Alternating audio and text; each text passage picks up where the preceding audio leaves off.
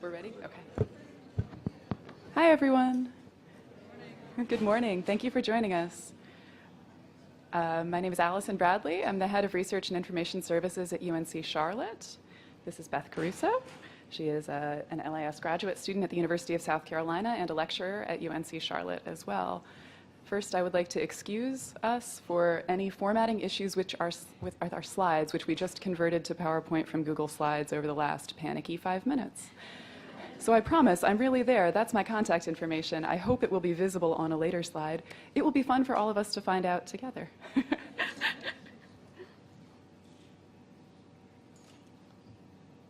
Oh, well, sorry. How do we study satisfaction with academic ebook collections? Thank you for joining us today. We're here to talk about some research that we have done over the past several months as part of the Charlotte Initiative, Principles for Permanent Acquisition of eBooks for Academic Libraries. This is a project that is funded by a grant from the Mellon Foundation Scholarly Communications Program. It's a 2-year research and planning grant that is designed to bring together a group of librarians, publishers, vendors, and other stakeholders in this industry to discuss ways that we can license and acquire electronic books in academic libraries for the long term. The project is based around 3 core principles: that ebooks should be made available with unlimited user access, no DRM restrictions, and perpetual licensing and ownership for the libraries whenever possible. Within this program, there are 3 research teams focusing on narrower areas of study. I am the team lead for the user experience research team. That means that my role in the project is to recruit members for this research team who are interested in investigating these issues and to figure out ways that user satisfaction is related to those 3 core principles about permanent collections of ebooks for academic libraries. Our initial charge in the grant proposal is to review the published literature about patron satisfaction with ebooks to determine how libraries are making decisions on which ebook collections meet their users' needs. I will get to some flaws in that charge later on in the presentation, but for right now, well, we'll get there naturally. When we received the grant last May, we hired a research assistant, Beth, and began work on investigating this topic. The reason why this was established as one of the areas of research within the grant project is that our institution, patron feedback about ebooks with limited user access and restrictive technology was overwhelmingly negative. Limited user models where only one person could check a book out at a time, web-only formats where you needed to use a proprietary software led to complaints and confusion from our users. We finally, several years ago, decided that we would remove over 20,000 records from our catalog for ebook collections that were consortially purchased, available to our users, but in such a limited way that every time we had someone try to use one of them, they came to us saying, "Why do your books work like this?" So, our part of this research project has been initially to conduct a literature review, and what we're going to do today is discuss our initial results and hopefully have a discussion with you about where the next steps for our grant project, our research team could and should be.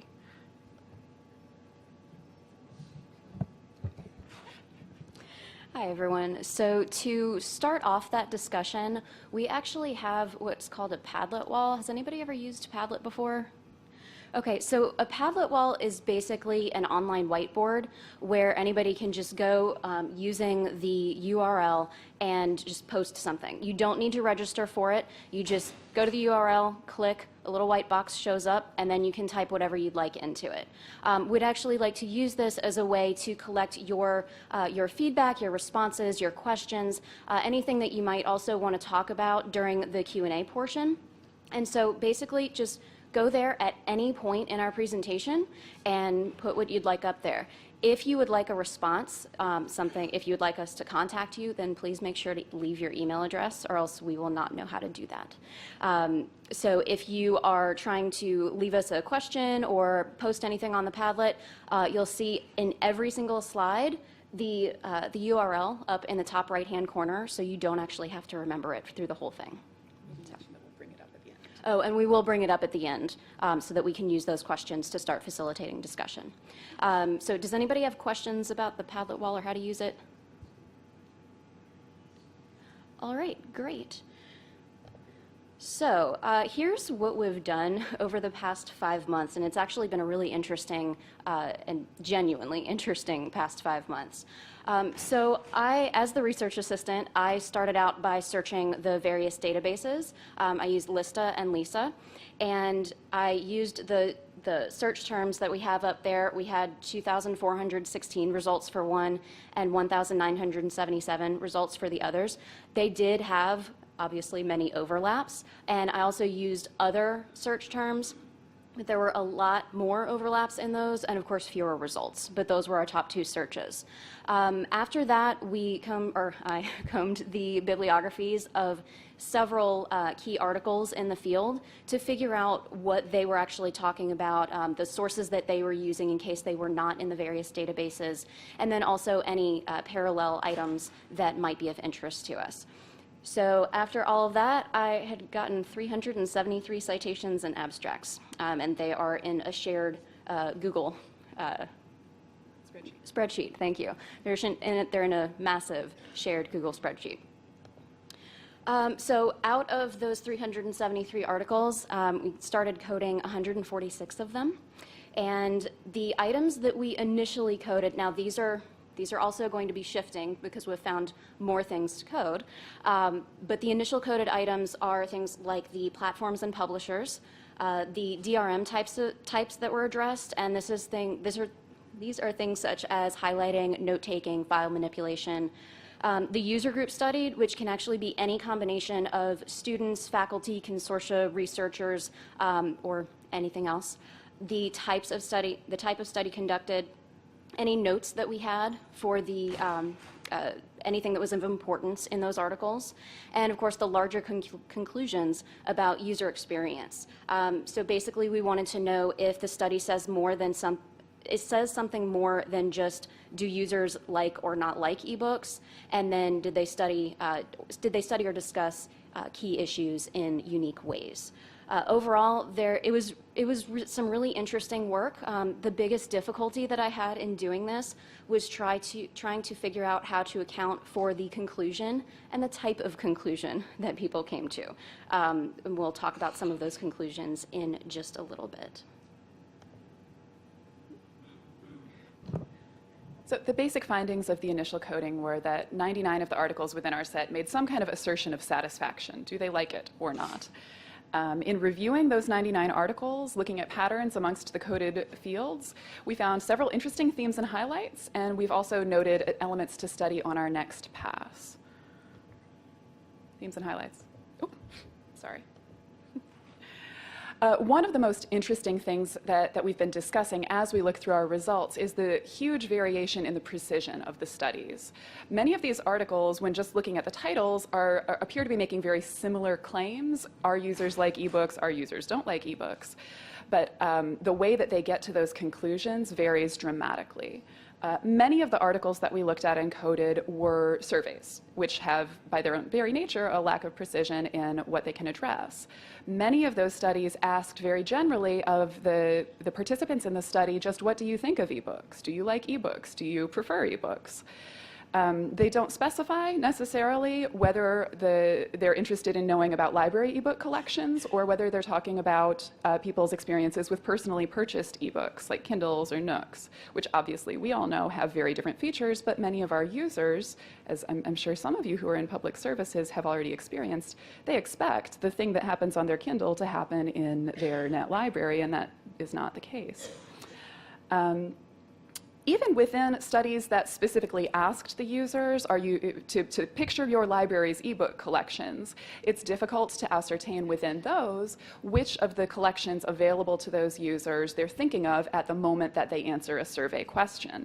And very few studies were able to tease out, okay, I am thinking about this Springer book package and I am feeling this way, versus, okay, I am thinking about some kind of library ebook and my belief is that it is good or bad or usable in one way or not. Some of the studies would name specific platforms that were available, and they would directly ask the people taking the study, okay, which of our collections do you use? Specifically in the 2014 article, Ebook Use and Attitudes in the Humanities, Social Sciences, and Education, they had a direct question that they hoped would help them figure out which of the library's many ebook packages their users referred to as they answered preference questions. And so they listed, just choose any of these that you have used in the past, of maybe 8 or 10 different collections available to that department. The highest response rate, 23% of respondents selected, I've used ebooks from the UMD libraries, but I don't know which collections. The next highest response, one platform got 10% of users knew that they had used that platform in particular. So that's a real challenge to figure out. How can you tease out those distinctions between what different platforms offer when our users don't even know what they've been doing? The studies that worked in a different way, rather than having an open survey, but doing interviews, focus groups, or a direct usability study where they watched a patron attempt to use a specific tool, were able to be much more precise. They could actually watch which collection a person was using and get their feedback as they used it on how the different features worked and did not work for them. Another major theme is when you say satisfaction, what does that even mean? Trying to code this was interesting, challenging, especially trying to norm it between two people because it's a very vague question to grasp. Many of the articles were really trying to make a very simple statement about do they like them or are they good enough for what you do? So we've tried to code that as just basic satisfaction. They're okay. Many other articles addressed satisfaction in terms of meeting their expectations. Does this ebook work the way you think it should?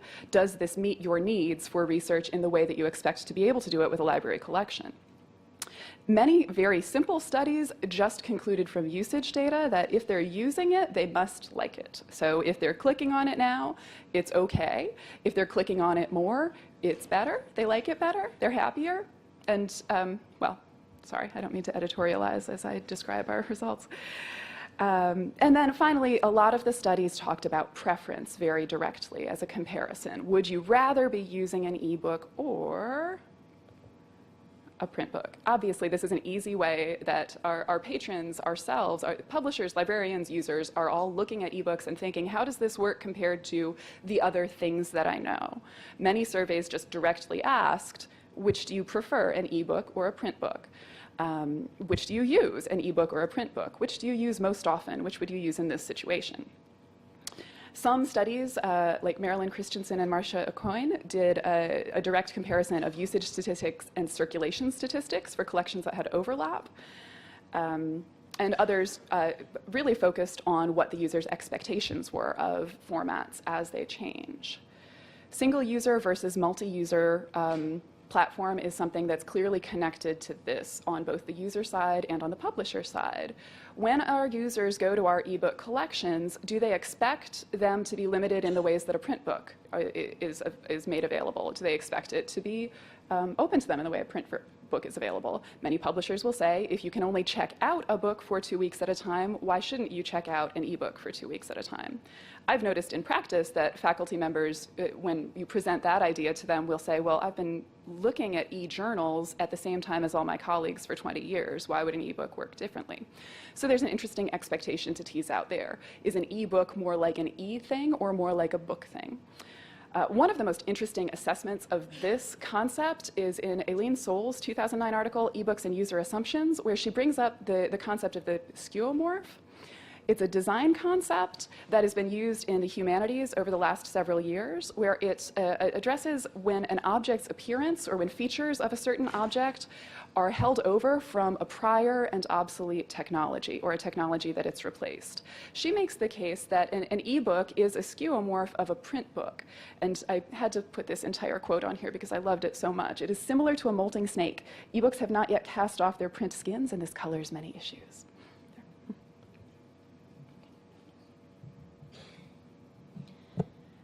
Okay, so many of the features that we have found are listed in tons of articles, but overall we've found that ebook ebooks generally do not meet users' expectations. They go into it with one expectation, and it's drastically different, or it's just a little bit different, and that can hinder a user's experience. The restrictions and features, the features that we had found are in that Wordle that's a little bit darker. Those are not by any means all of the features. That is not a comprehensive list. Those are just some of the ones that are repeated over and over again.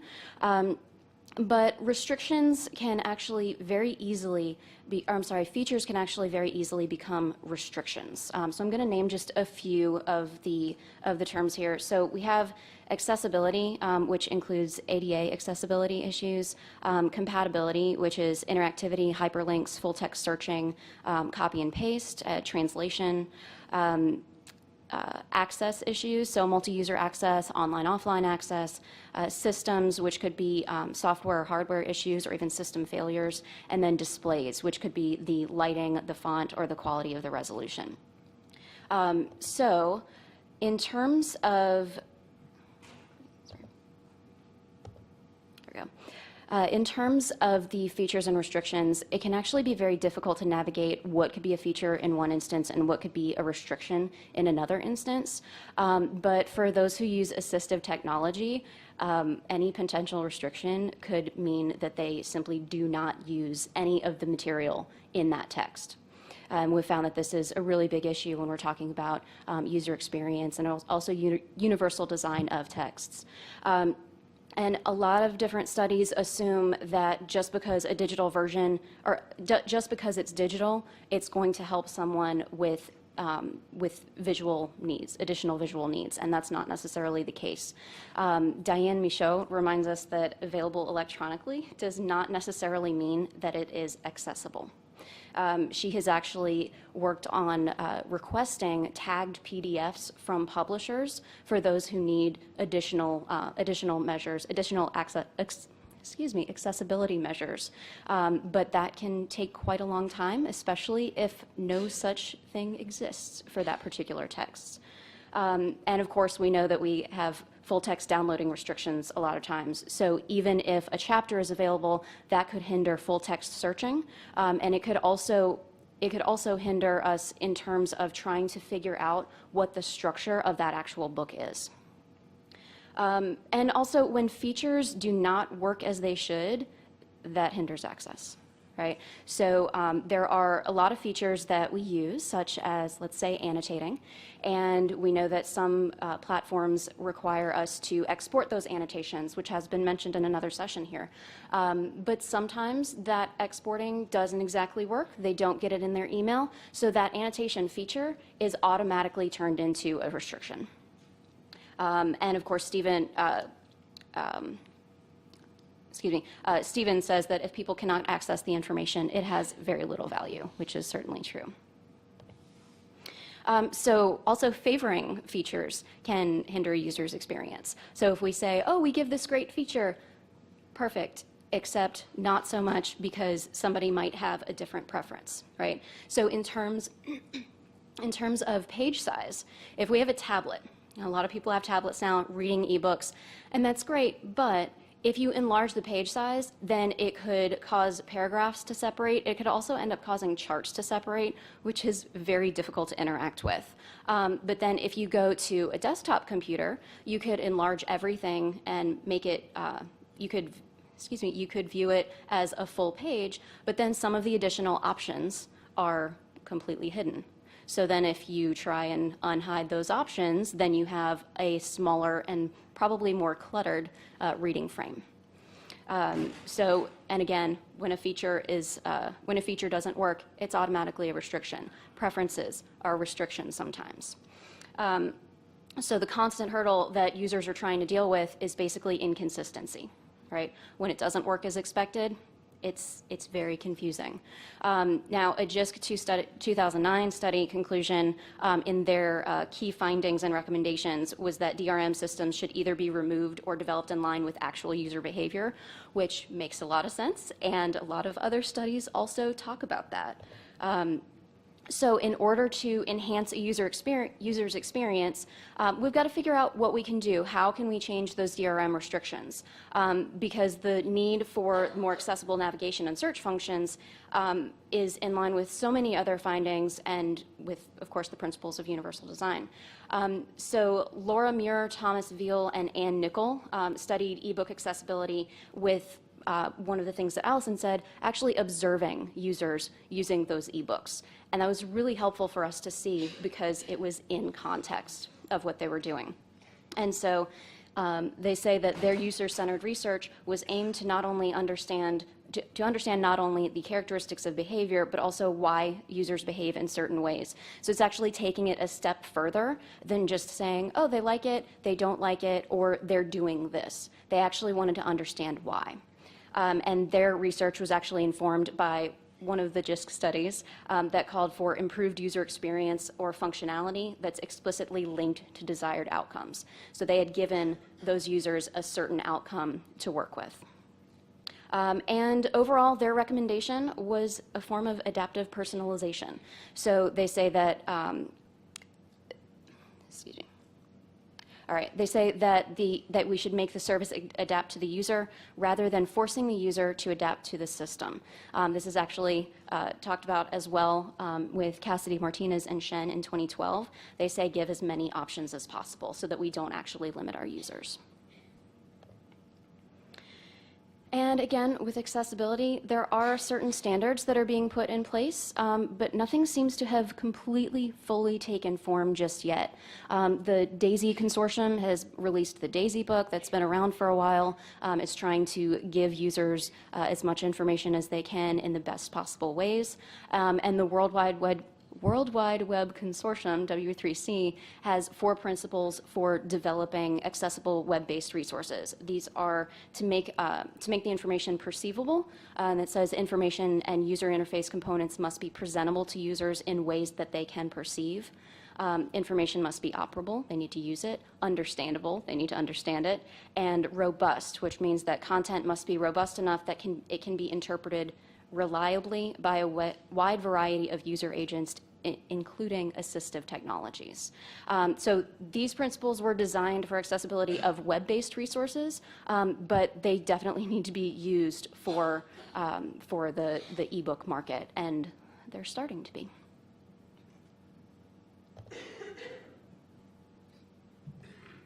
Okay, so what next?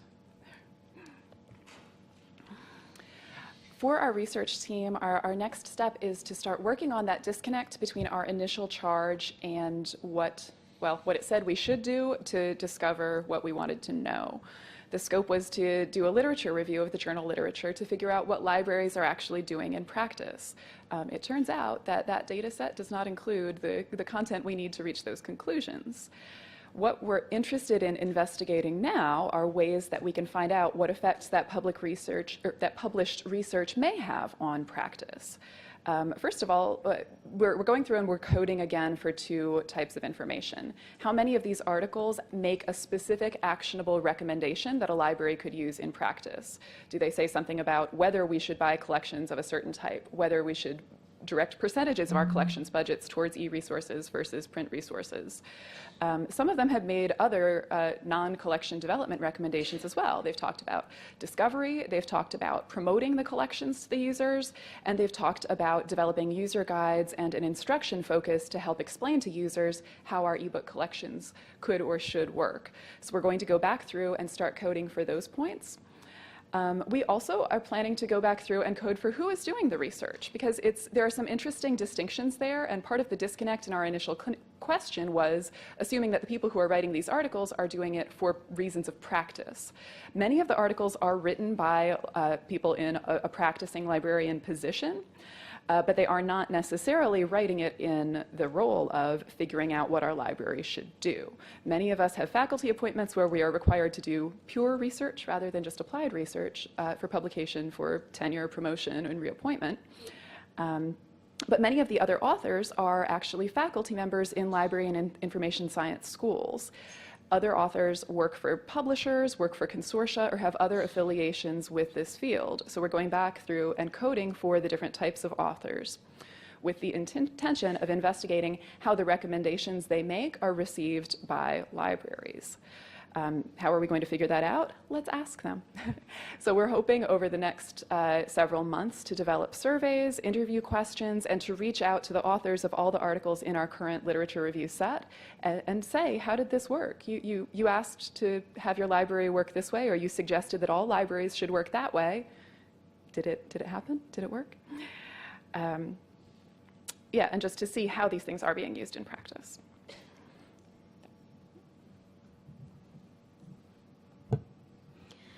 So we'd also like to find and start other discussions.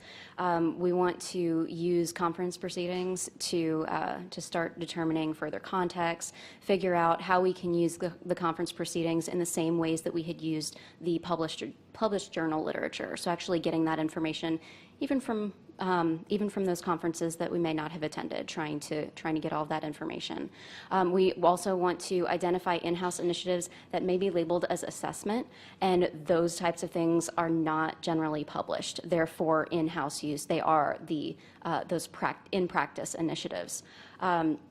And when we were in the September meeting of the larger working group for the grant, we had mentioned this, and everybody started nodding their heads and saying, yes, we are doing these types of things. They are not published, and we know of other people who are doing the same types of things, and they're not published either.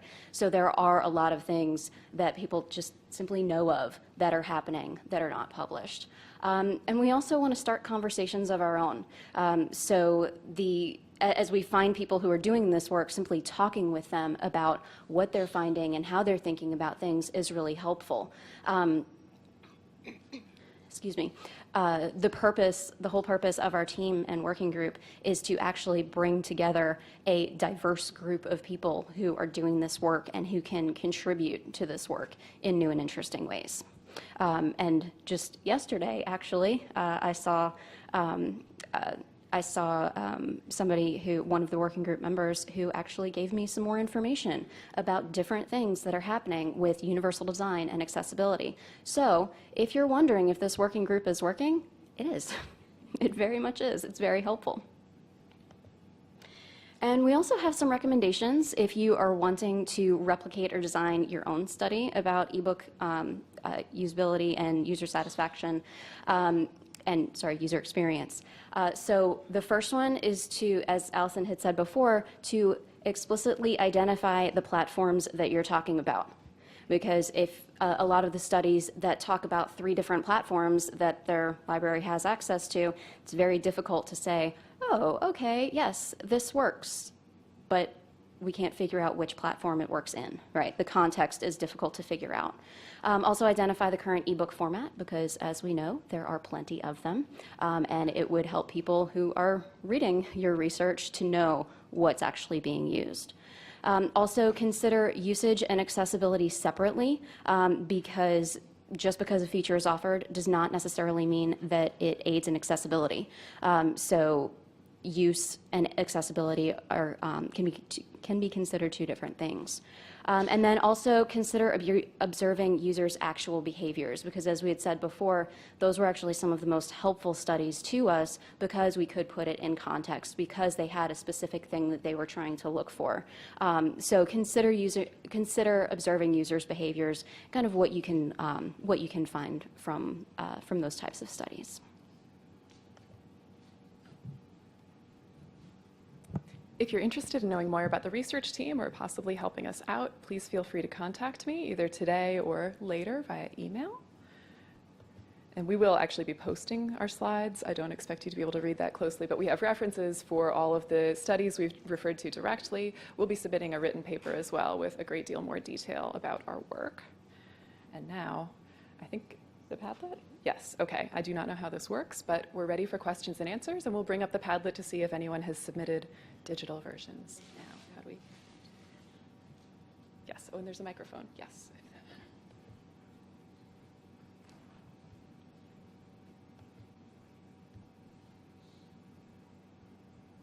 Don't. Okay.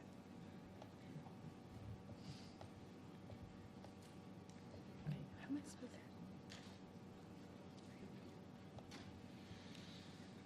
to? There it is. Sorry. I'm trying to. Okay.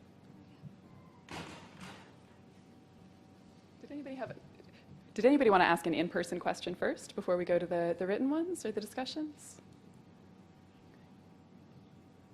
Will we share the literature search? Yes. The spreadsheet as well. Right now, it is a little bit overwhelming and terrifying, but it's very shareable because we've been working in Google Docs. So we would like to make it public once it's presentable.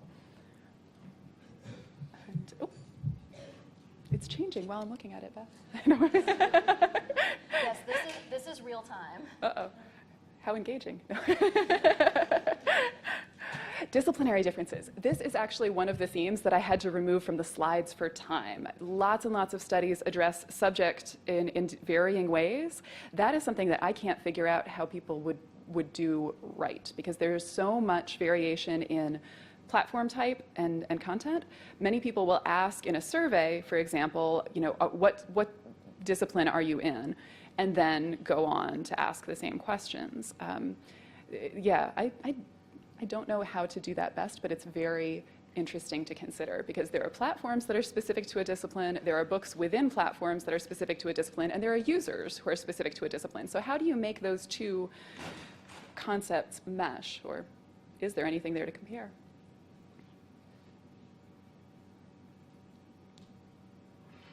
Can you see this too? Until that stabilizes a little bit. Yeah. Ask the question I have asked and expand it. Okay, great, thank you. I work in the science and engineering library, so bear that in mind. Most of the time, all of the time, I get a request for an ebook of any sort. It's not, I need an ebook about, it's I need this particular title. And for the most part, many of those titles are only available on one platform. So how would you reconcile this? It seems to me, and I don't know if there's a question in here or not, but it seems to me that the best possible outcome in that regard would be to push towards the publishers and the ebook platforms. These are what our users need, because we're going to need this title, and ideally we like these features. Does that make sense? Yes, I think so. So I'll try and restate that. That when users, particularly in STEM areas, come to the library and say, they don't come and say, can you find me an ebook that'll help me with this topic? They'll say, this is the book I want, get it for me in an e-format. If that's even possible, because I have a STEM background too, and sometimes, that means that you must go directly to a single publisher. You do not have any variation. And then that leads to a question, from my perspective, on what do you do if that is only available in a way that is so restrictive you don't like it as part of your collection, or if it's only available via subscription, or if you have to invest 6 figures to get that book. Sorry, who knows what I'm talking about there. It's difficult, and so that's something that each library has to kind of figure out together. How much do we accommodate what our users ask for, and how transparent do we want to be with our faculty in particular about what challenges we're facing? That's my personal perspective on how best to handle it, is to try and let them understand what we're working with. It's similar, I guess, in some ways to being very transparent about the big deal journal packages and inflation costs and things like that. This is optimistic, but a lot of our faculty, once they know the details of what we're dealing with, they're not dumb, and often they're not mean. They'll understand better what kinds of challenges we face in addressing these collections. And we have found at our institution, some publishers are more open to title-by-title selection than you would realize from what they offer at their first pass of sales. So it doesn't hurt to ask, in some cases, whether you could just get that title. Did anybody else? It was actually easy for me to answer a spoken question, but I can also pick from the board too. Or does anyone see a question here that you would like to highlight, whether it's yours or not?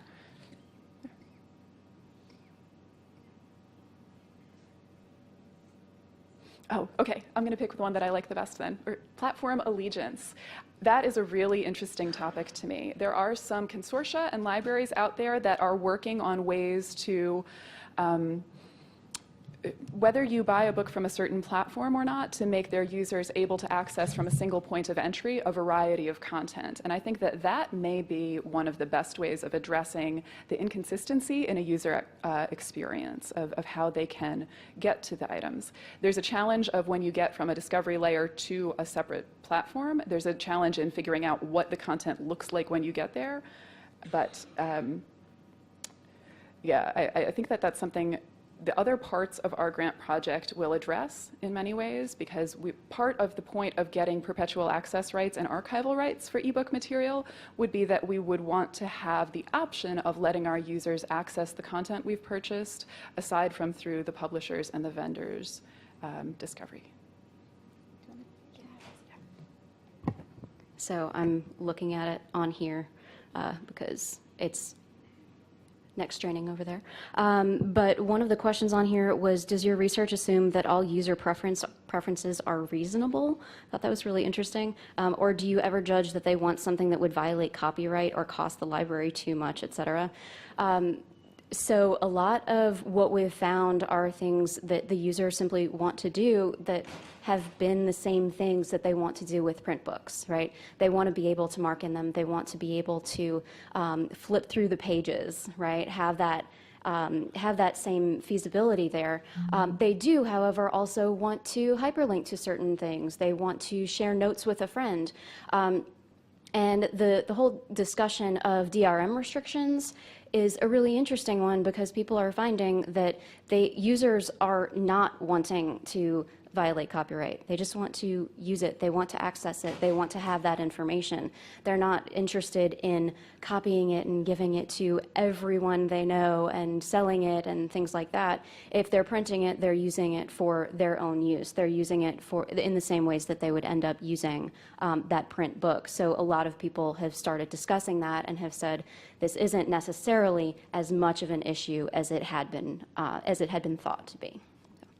Do you have a question back there?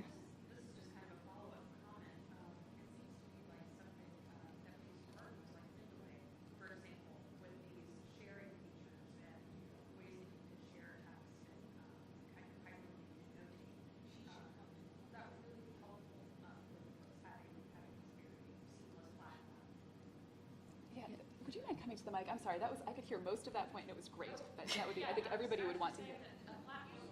There's a mic in the center. Thank you so much.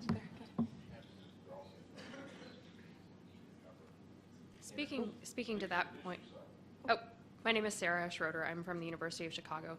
It seems like, just to follow up on that statement, a platform like Mendeley that we use for journal articles could be useful in delivering text from ebooks and allowing users to share and annotate in a very seamless and intuitive way. And that's really all I wanted to say. Thanks. That's a great point. Actually, I wanted to also say, with the points that Beth made about the question about whether or not the user preferences are reasonable, there's also something important there in designing your study, right? If you're trying to figure out what the user's preferences are, many of the studies, by presenting questions a little too simply of, okay, if you had, in a perfect world, your choice between item A, a print book that's just what you want, and item B, an ebook that is just what you want, which do you like better?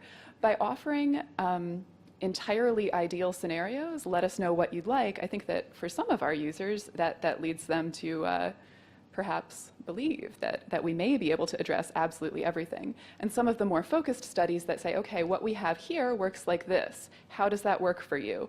The benefits of licensing a book in this way means that everyone in your class could use it at once. The trade-off to having it function the same way that your Kindle book does would be that only one person could use it at a time for 2 weeks. Which of these is a priority for you? In my library, at least, we tend to sort of guess towards which of those should be the priority or could be the priority. Maybe that's a good area to begin assessing further as we ask our users what they care about, versus saying this is the entire world of ebooks, or if you were to imagine the perfect ebook, what would you like it to look like?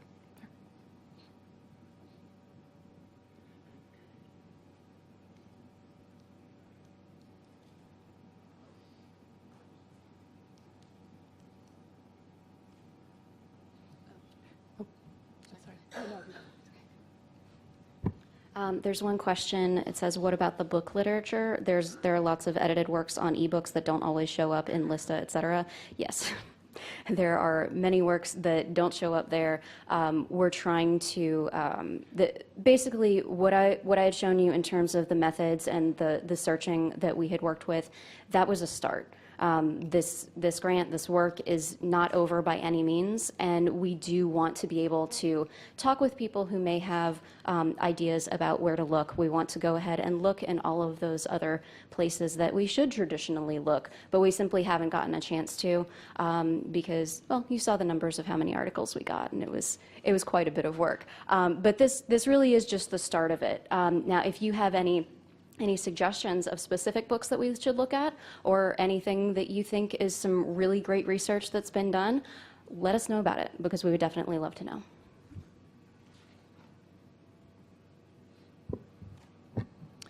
And there's a question on the Padlet asking about experience versus preference. We're asking what they'd like is definitely of interest, but what are the lived experiences? What alternatives are students finding alternative to library copies? I'm curious about the alternatives. Is the person who asked that one still here and or willing to follow up? Great. Could you clarify the second? Yeah, so alternatives in terms Oh, sorry, Mike. People, our moderators are. Thank you. Yes, thank you. Uh-oh. Sorry. So my name is Danielle. I'm from the California Digital Library. So I'm wondering, at what point are students seeing perhaps an ebook, a print book that's available through ILL, and instead they're determining that they'll order from Amazon because of Amazon Prime, or that they'll use alternatives, file sharing for PDFs. Yeah, so I mean, that's hard to track. It's hard to know. But at what point, I think it's something that we definitely care about. Yeah, absolutely. Asking more detailed questions about what they have done in the past, I think will be very useful. That's a good study. We should add that to the list of recommendations. Somebody do that. Yeah.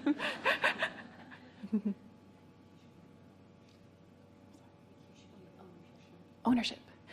Oh, yes. There is a question on the Padlet that asks ownership. Was that one of the principles? Seems like that should not be imperative. That's interesting. That was one of the principles. The three principles, just to restate, were, I always get them out of order. I put the ones that I like the most first. But no DRM restrictions on the ebooks purchased, unlimited perpetual access rights, and unlimited simultaneous users.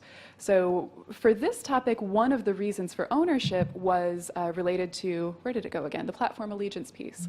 We would like, if we buy these ebooks, to have the option of loading them in an in-house repository, to be able to produce a single access point to multiple platforms. In some cases, OPACs really just don't work as well as the publishers' platforms for discovery.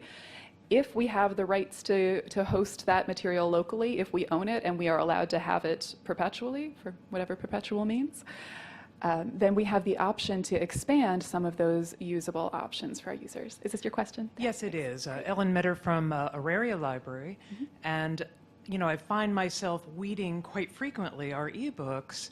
And, I look at some of our models where we do have subscription access to journals and things like that.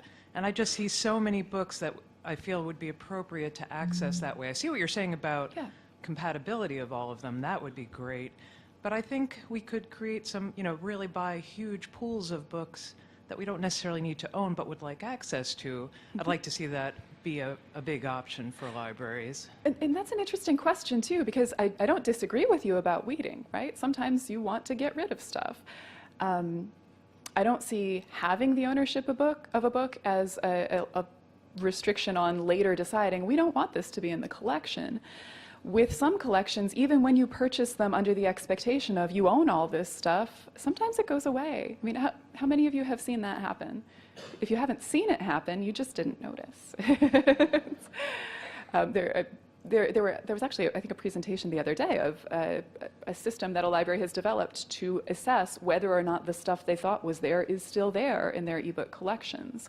Ownership and the option of locally hosting content, it gives us a level of control and permanence over our collections that is trickling away a little bit in this market. I don't remember. Are we done? Okay. I think we have time for a couple more questions. I can pull from the board here. I can answer anything anybody wanted to ask in the room. What? Are we done? Is it 10:30? Great. Thank you so much for coming. It is 10:30, and we appreciate your attention.